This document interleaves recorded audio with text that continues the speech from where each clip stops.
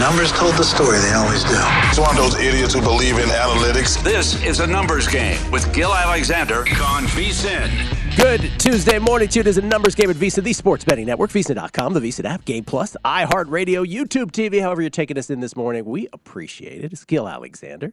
It's Kelley Bydlon. It's all brought to you by BetMGM, proud sponsors of this here radio program. How you doing, Kelley? What's good, man? Just chilling like a villain. Chilling like a villain? Yeah, you know.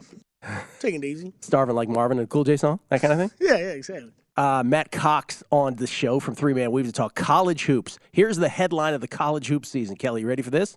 No one's great.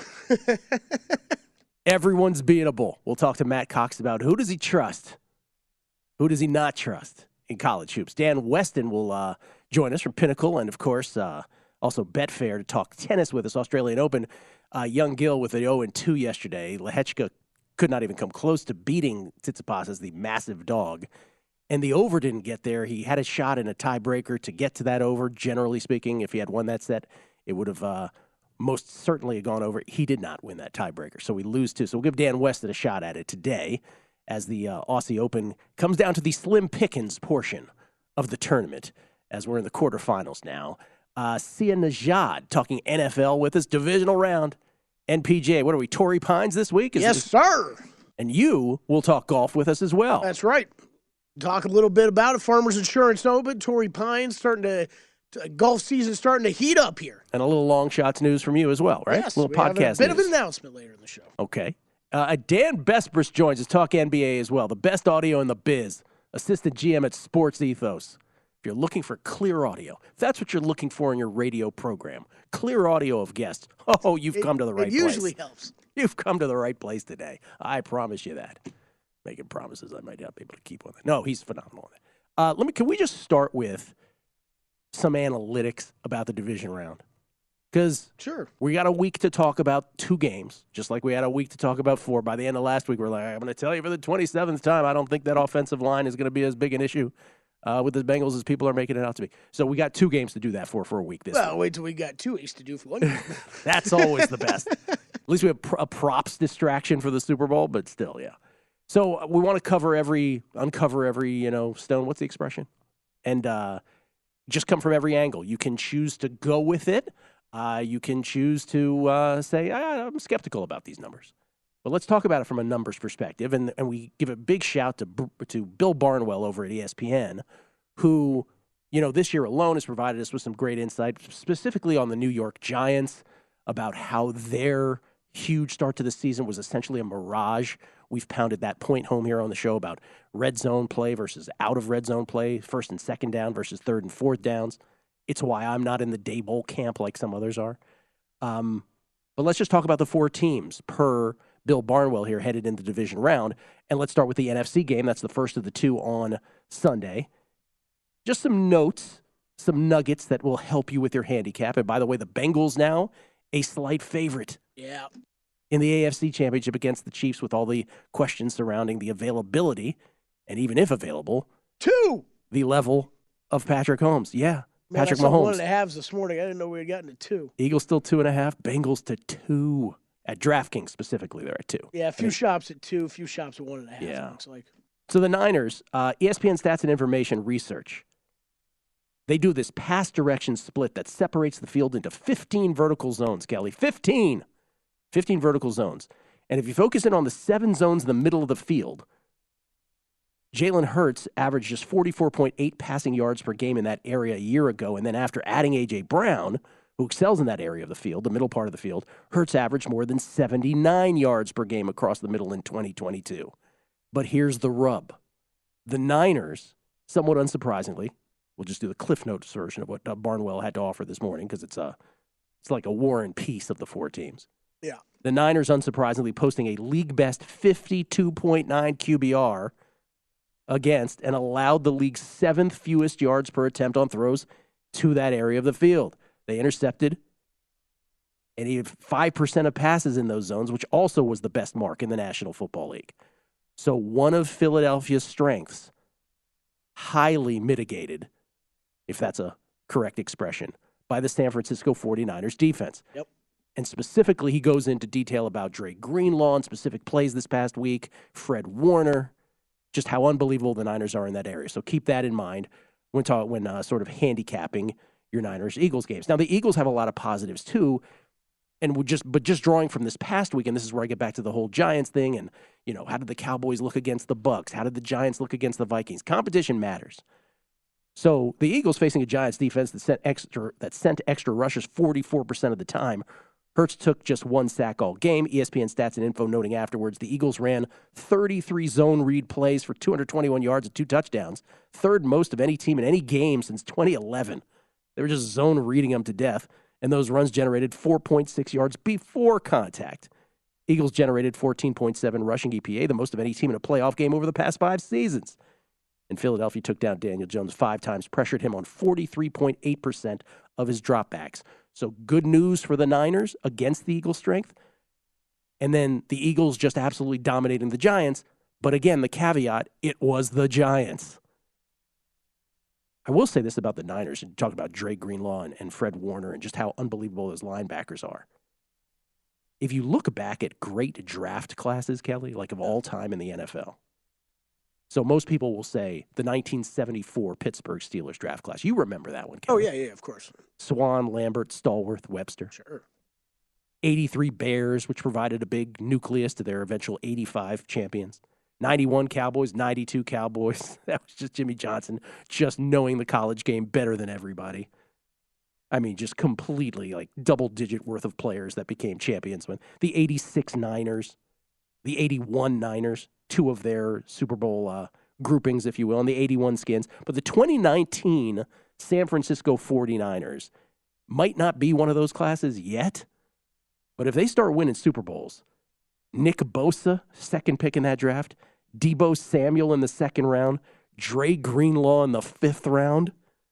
It's incredible. Their punter, Mitch Wishnowsky, in the 4th round, by the way, who won the Ray Guy Award out of college. So I'm not saying, maybe it's not the 74 Steelers yet, but I'm just saying they match up really well against the Eagles. And I'll say this, remember the Commandos. Sounds like I'm saying remember the Alamo. Remember that Commanders game, the Eagles' first loss of the season. When Washington, to a T, their game plan was, let's just keep the ball away from them, matriculate as much as we can. And what did I call the Commanders then? And I'll call them that now again. I said they're a poor man San Francisco 49ers. Yeah. And I really believe that. That's why I'm on the Niners. As far as the AFC game, again, from Barnwell, notes. Start with the Bengals. Burrow took an average of just 2.5 seconds to get the ball out. What do you know? It's as if we were pounding that all last week. That was the second fastest release rate of the weekend. Only Hurts was faster of the 8 teams involved. Burrow was sacked only once on 37 dropbacks against the Bills. Was pressured just 21.1% of the time. Lowest rate for any quarterback in the divisional round. And the Cincinnati rushing attack, which none of us could have predicted, really, combined for 172 yards, 13 first downs, and a touchdown on 34 carries through 3 quarters, meaning before it was obvious that they'd be in running situations. Mixon and Pirine, Joe and Samaje, generating 6.3 yards per carry, 110 rushing yards over expectation.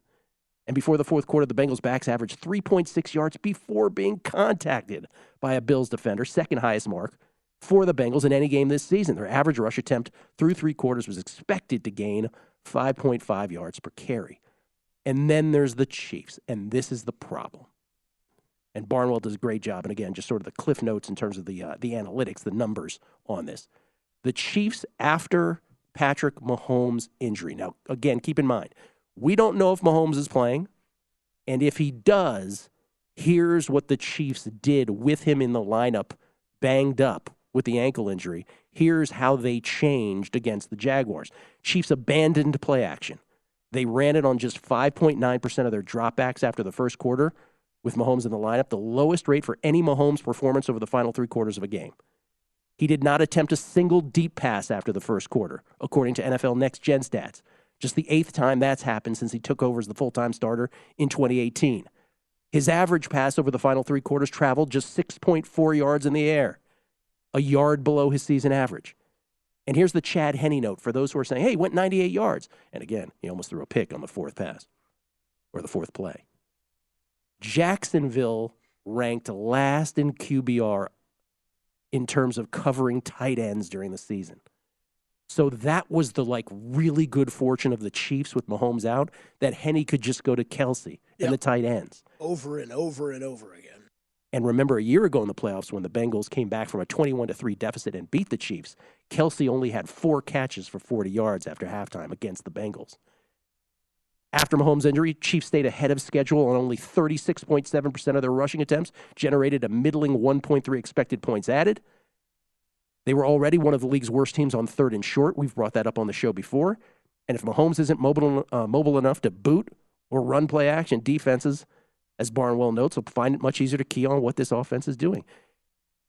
Last thing, Kansas City has the league's best offense at managing 3rd and long, converting an unbelievable 47.6% of the time in the 8 to 12-yard range this season.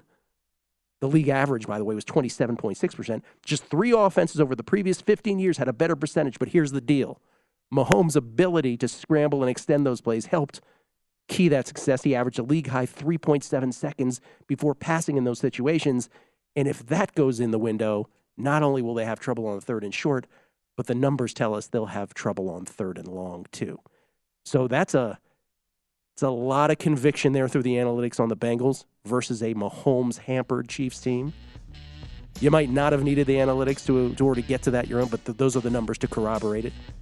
And then in terms of the Niners and the Eagles, it's hard to know how good the Eagles are after a performance against a weak Giants team, quite frankly.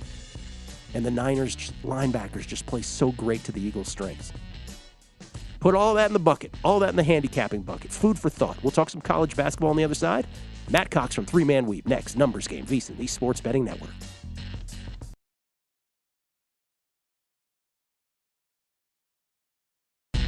A Numbers Game on VSiN, the Sports Betting Network. It's time to download Nevada's premier sports betting app, BetMGM Sports. What are you waiting for? BetMGM with all your favorite wagering options, along with in-game betting, boosted odds specials, and much more. Just download the BetMGM app today and stop by any MGM casino on the Strip with your state-issued ID to open an account and start placing sports bets from anywhere in Nevada. Whatever your sport, whatever your betting style, you're going to love BetMGM's state-of-the-art technology and fan-friendly specials every day of the week. Visit BetMGM for terms and conditions. Must be 21 or older and physically located in Nevada. Please gamble responsibly.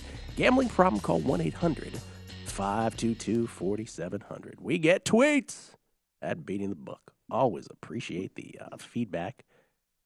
Kelley, do you always appreciate the feedback? I never hear you saying you appreciate the feedback. I always appreciate it. I was just curious.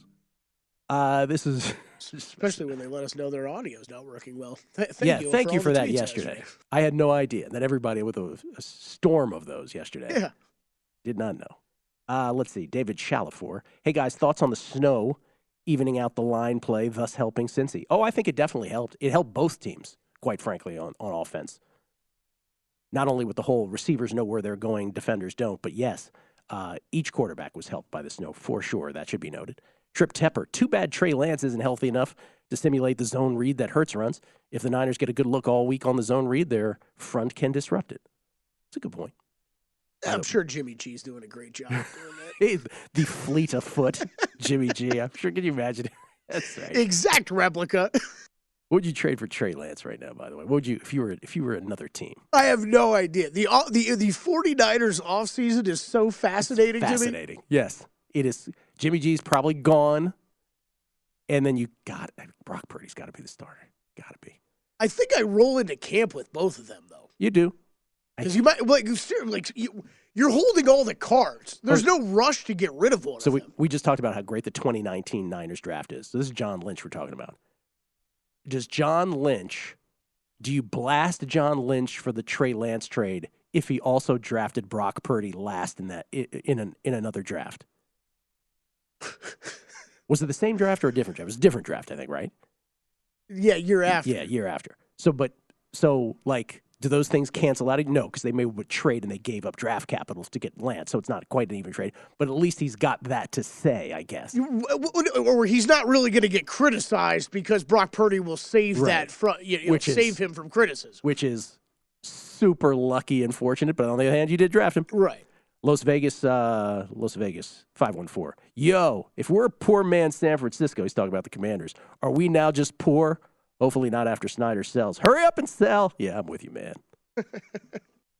Al Giannis, nice to know that whenever I'm feeling a little bit nervous about the Niners, I can flip on Gill in the morning to whisper sweet nothings and tell me everything's going to be all right. My man. Let's talk some college hoops. Here's the thing. As the NFL season drifts further and further into February, that means it drifts further and further towards conference tournaments and the actual big dance. Like, the difference is like just 2 weeks at this point. And so it'll be here in no time. Matt Cox joins us from 3-Man Weave. How you doing? I'm great, Gill. How are you boys doing? It's been a while. Doing very well. Yeah, man. Because, you gave us Jim Root.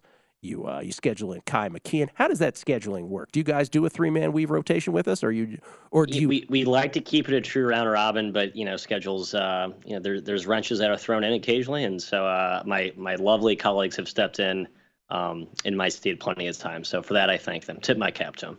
Loyal service to this program. Again, it feels like a bit of a tier system with Matt, where he's on a bit of a pedestal and the others step in for him. You get that with Correct. Matt? Yeah. Correct. That's actually a fact, Gill. So it's also I'm trying to hedge my bets against the pretty porous record I have on this show the last 12 months year to date. So I'm trying to farm out my better handicappers, save my losers for selective. Let's redeem yourself, shall we? Yeah, let me just ask you some bigger questions here.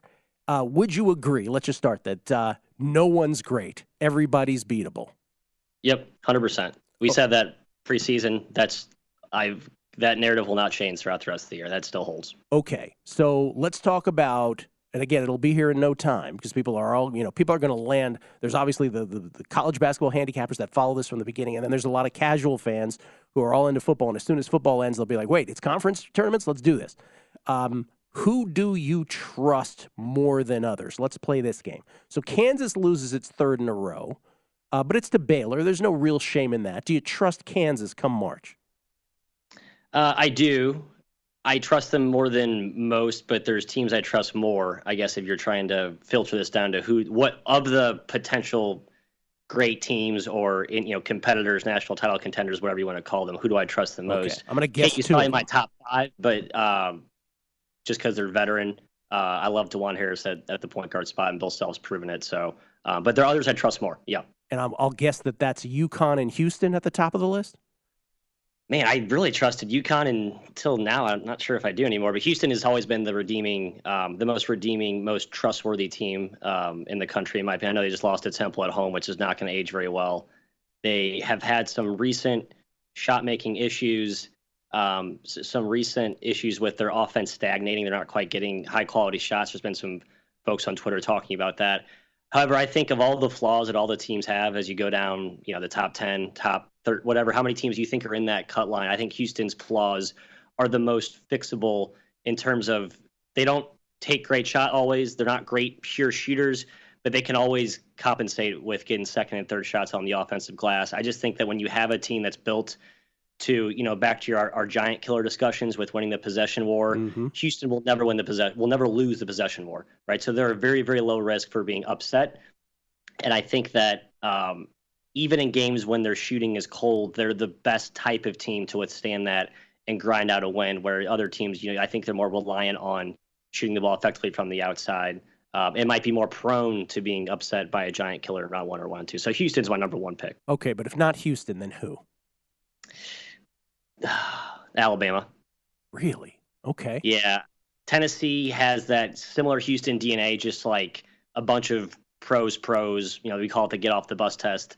I don't trust that offense, and we've seen Rick Barnes be coached, schemed against in the NCAA tournament. I still don't trust Purdue's guards all the way. UConn's guards have been part of the reason why they've slid. Man, like even Marquette's making a case now to convince me St. Mary's. I just don't think those two teams have the talent that Bama does. Bama's been uber impressive on both ends. So I'd say the Crimson Tide are the my second team behind Houston there.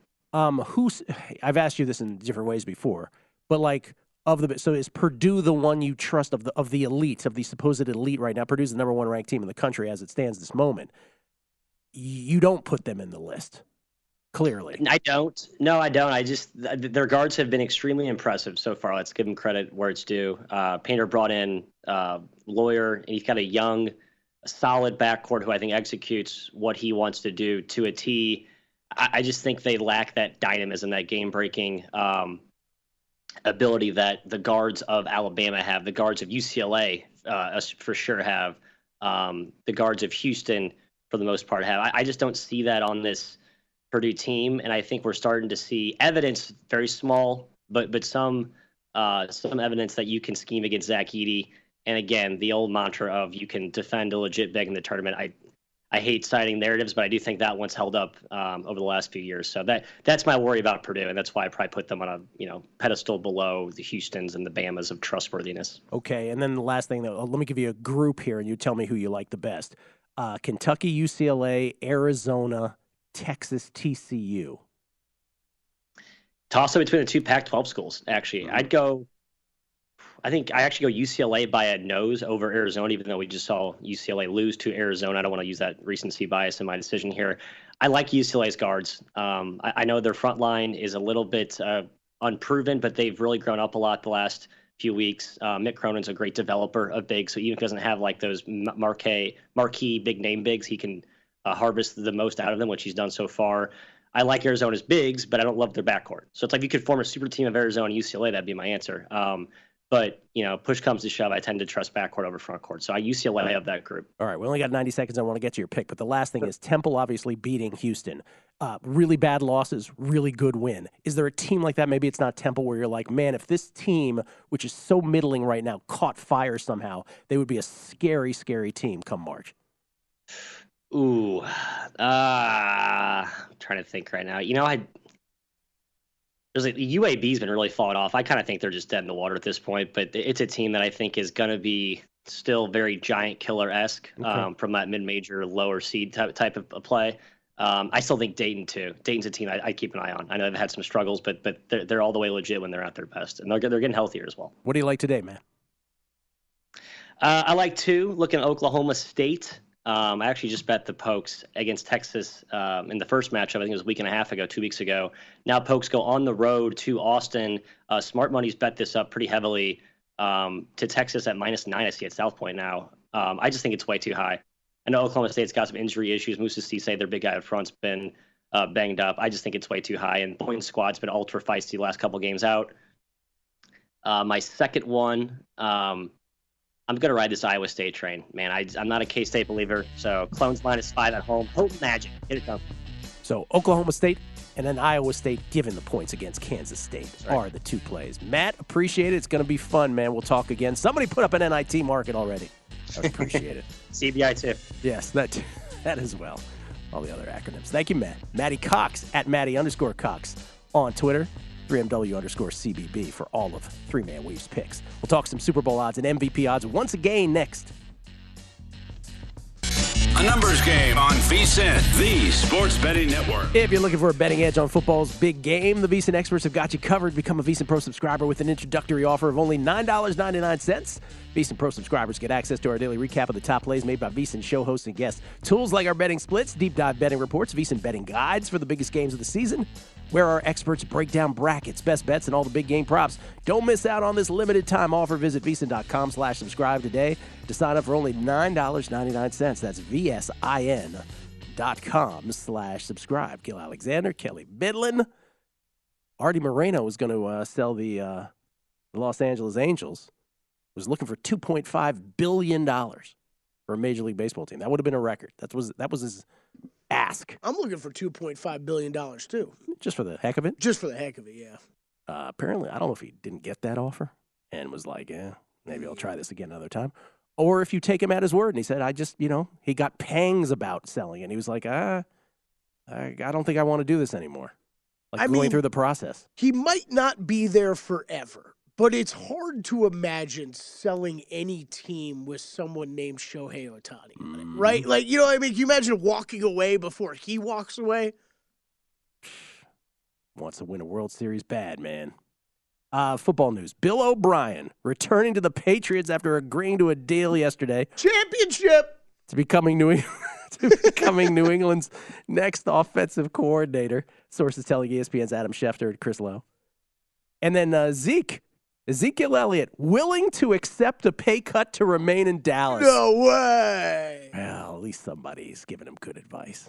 I loved both of those pieces of news this morning. That's great. Ezekiel Elliott, it's like, well, yeah, nobody's defended you more in your entire career than Jerry Jones. Yes.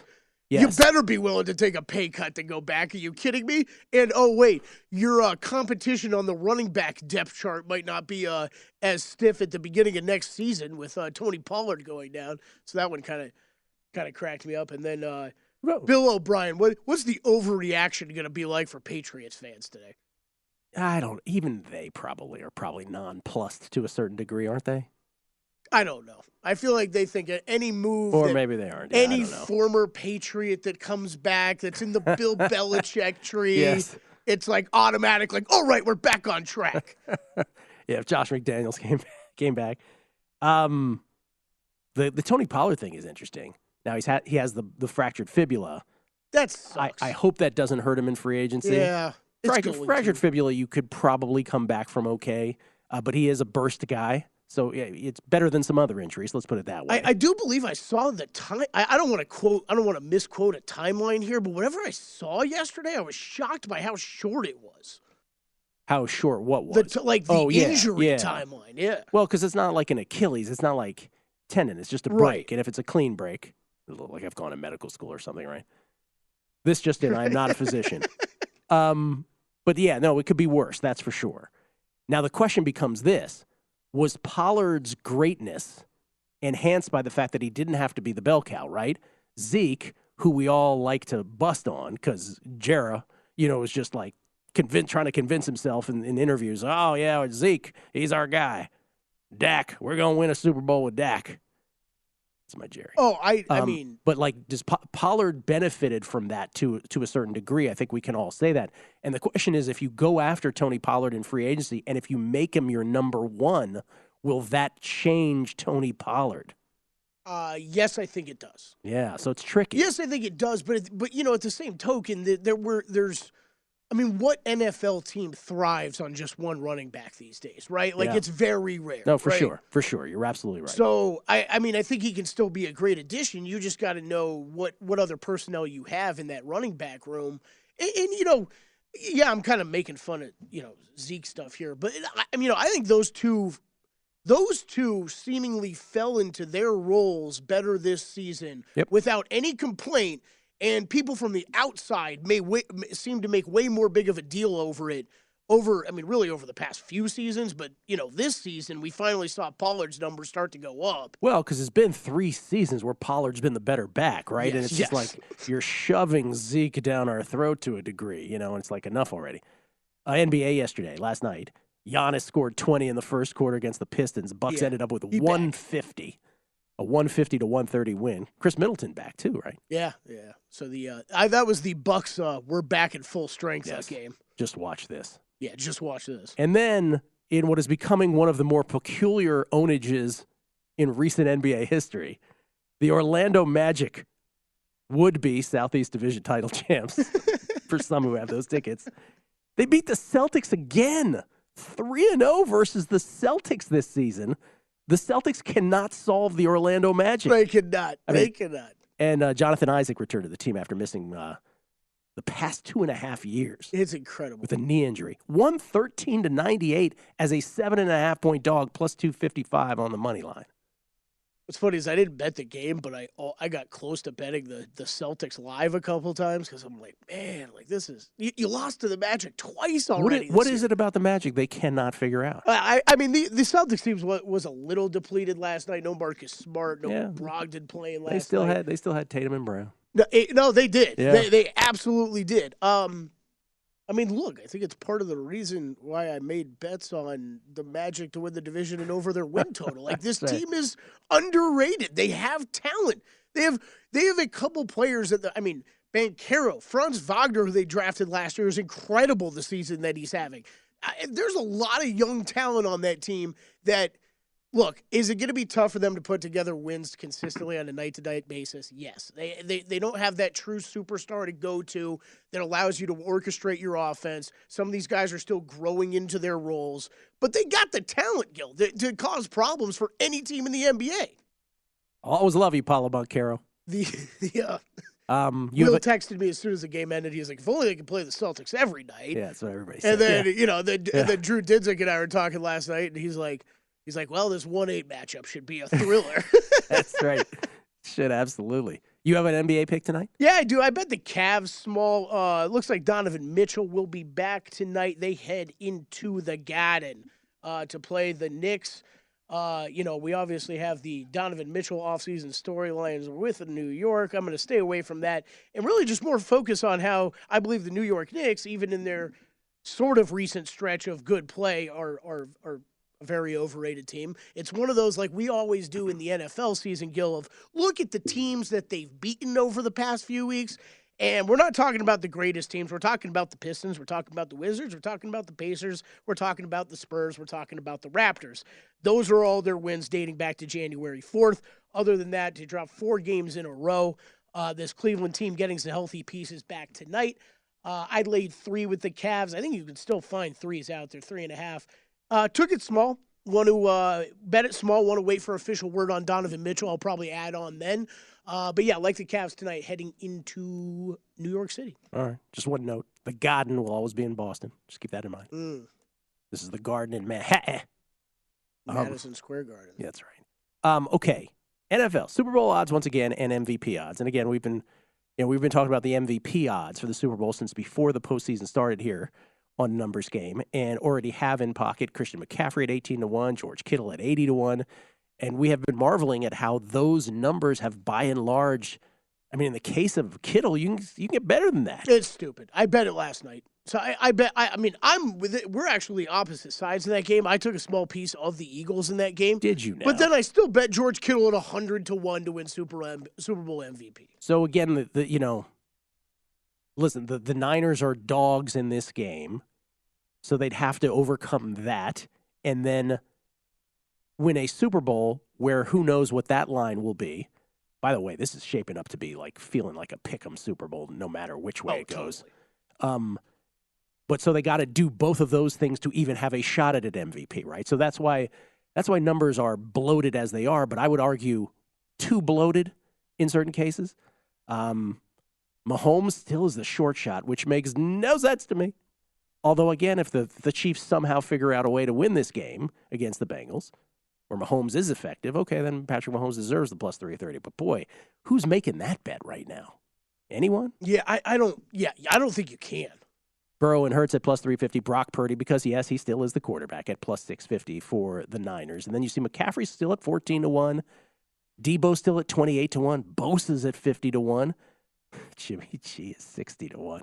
Chad Henne's. And then Kittle's not even on the board. Kittle's like 80-1 or 100-1 or whatever he is. I mean, if the Chiefs were going to win a Super Bowl with Chad Henne, I mean, it's just they're not. I mean, the number should be even longer than that. We went through with the analytics in the first segment about why that's not it's going to never happen. It's never going to happen. These teams are way too good. I think those.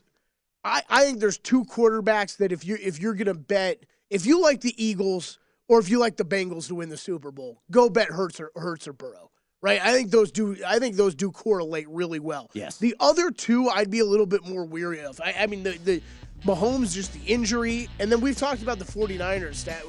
49ers, we just think that could go in any other direction. Look at those Super Bowl numbers. Eagles plus 245, Chiefs and Bengals plus 265, and the Niners, the distant plus 330 long shot. They all just keep moving. Just keep moving. Didn't we see Kittle at 20-1 at some shop last week, and now he's back up or something?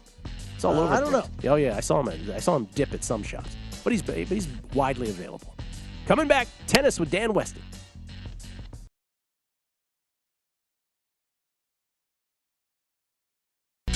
A numbers game on VSiN, the Sports Betting Network. Basketball fans can turn a loss into a win with the king of sportsbooks. Just place a single first basket score prop bet on any NBA game, and if your bet loses, you'll receive up to $25 back in free bets. Wager confidently and take your game to the next level with BetMGM, an authorized gaming partner of the NBA. Just log into your account or download the BetMGM app and sign up today. Then wager on any player to score the first basket in any NBA game. And if your bet misses, you'll get up to $25 back in free bets. Turn game time into showtime with BetMGM. Visit BetMGM.com for terms and conditions. 21 years of age or older to wager. New and existing customer offer. All promotions subject to qualification and eligibility requirements. Rewards issued as non-withdrawable free bets or site credit. Free bets expire 7 days from issuance. Please gamble responsibly. Gambling problem? Call 1-800-GAMBLER. Promotional offer not available in Mississippi, Nevada, or New York. We get tweets at Beating the Book. Just want to read a few of these. This is from AK talking about the Beating the Book Vegas Lifestyle Pod, which is this week we do the championship game megapod on the Beating the Book podcast.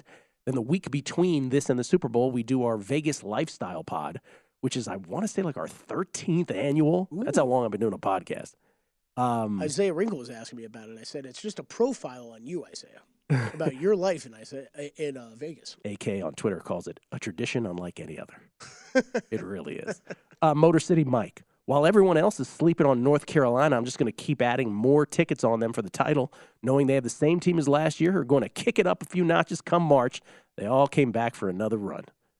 Jesse Welch, Pats fan reporting, hopeful. That's the word, but pessimistically hopeful.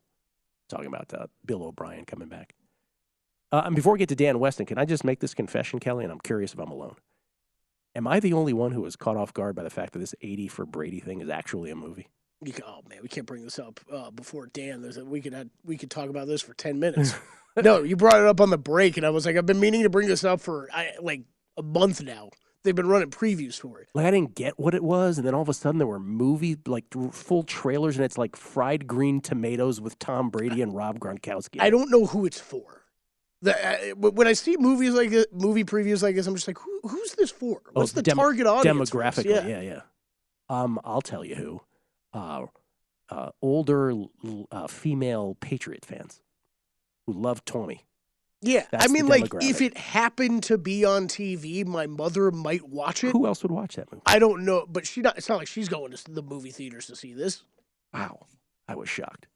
Ladies and gentlemen, I don't know that he knows anything about 80 for Brady. I'm curious if he knows about NFL football, though. From across the pond, kind enough to join us. It's afternoon over there in England. It's Dan Weston from Pinnacle and Betfair and Tennis Globally at Tennis Ratings. How you doing, Dano? I am good, Gill. Yeah, know a little bit about American football. I was over in America a while back and watched a couple of games, but I wouldn't say I knew too much about it. What is your impression of the sport? Do you watch it and go, what the heck is this? No, do you know what? Right, I really enjoyed watching it. For me, the one negative is that there's too many, commercial breaks involved. It's almost like that's 4 hours of breaks interspersed with a little bit of sport. Yeah, a little bit of sport. Yes. Yeah. That's what the Australia, in Australia, that's their biggest knock on NFL football is, real tough. Then you get to rest after every play. Comparing it to their more physical sports over there. Okay, Dan, what a tournament this has been, huh? I mean, sort of shot.